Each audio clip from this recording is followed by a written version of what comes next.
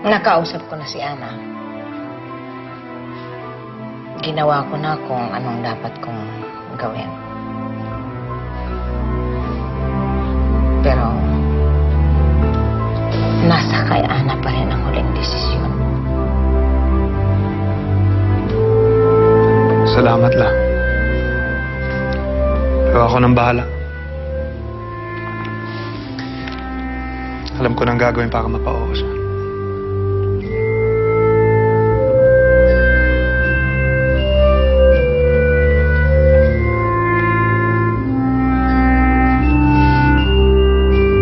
Eh, di ba parang pamamanhikan na yata yun? Ayaw mo nun, ate. Sigurado ko makakasundo mo na ang mother-in-law mo. Pwede wag nating pangunahan ng mga pangyayari. Hindi naman nag-propose sa akin si Miguel eh. And besides, nilinaw ko sa kanya na ang gusto kong relasyon namin, professional lang. Yan, masagot mo. Ang mukha-aarte mo ng ganyan, ikaw tatanda ka mag-isa, magiging matandang dalaga ka. Gusto mo ba ng ganon? Ay nako, mas gugustuhin ko pang maging isang matandang dalaga kaysa makasal ko sa lalaking hindi ko naman mahal.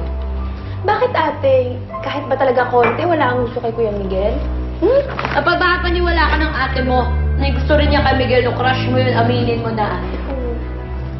Ay nako, napakalayo naman ng crush sa pagmamahal. O mga regular, lipat sa kabila! Bilis! O ikaw, Abdul, kasama ka na rin. Sama na rin natin si Totoy. Tinanggihan niya ako kagabi. Kaya ang pagtanggi niya sa akin, parang tumanggi siya sa hari dito sa pier.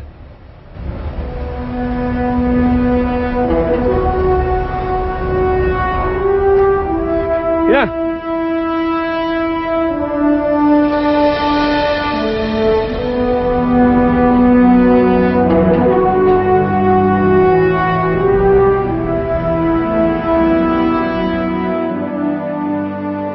Wow, ate! Ang sarap naman ang buhay ng singer. Kakanta ka lang, royal treatment agad. Ay! Para si mga Excuse me, no? Hindi lahat ganun, hindi lahat ganito. Ang ating Ana mo lang yun dahil sikat siya. Di ba, anak? Inay, magpasalamat na lang po tayo at sinuwerte tayo. Hoy, ano pinagsasabi mo dyan na sinuwerte lang? Ako ang may gawa lahat din to. Pero mula pagkabata mo palang anak, pinlano ko na lahat to. Kaya kung may swerte ka, ako yun. Etchos. Ano? Etchas. Ay, ba't meron mga etchas?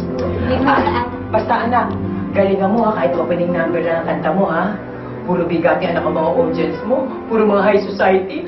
Ito na ang pagkakataon natin anak para makapasok sa circle nila. Inay naman. Basta. Kahit ano mangyari, huwag mo ako ipapahiya.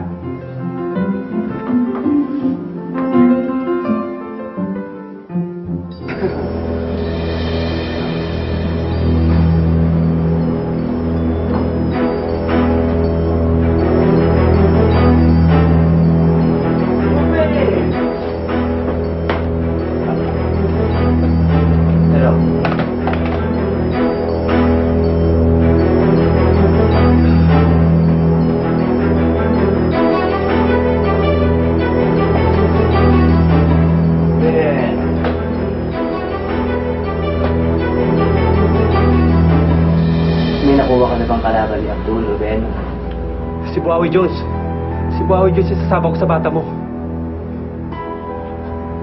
Wow, Jones. Malakas yun, Ruben. Hindi pwedeng matalo ang alaga ko mamaya gabi. May nagustuhan po ako. Si Totoy. Kuya Totoy, paano na yan? Wala kang trabaho. Paano na tayong kikita niyan? Kasalanan mo kasi to, Kuya Totoy. Kung pumayag ka na lang sana dun sa pag-usap ni Mang Ruben, edi sana, hindi ka pa nag-iinitan ngayon. Totoy, ang importante rito, magkaroon ka ng trabaho kahit na sa papanong paraan. Kung magagawa mo ngang himurin ang puwit ng mga ngayon himurin mo para lang magkatrabaho. Tignan mo si Abdul. lahat ng gusto ni Manuel, sinusunod niya. Kaya yun, hindi nawawala ng trabaho. Pasensya na ho kayo. Wala ho akong hihimurin kahit sino. Tara na. Hindi lugar ng mga bata to. Totoy, kung ako sa'yo, kung ganyan ang ganyan ang ugali mo, bumalik ka na lang sa pinanggalingan mo. Tigas ah. Anong tigas? Bobo ang sabihin mo. Abay, kinukuha na pala si ni Ruben eh. Nagpakipot pa. Nakita ko siya magipaglaban sa mga siga sa era nila kagabi. Magaling siya. May ibubuga. Talagang ayaw lumaban eh.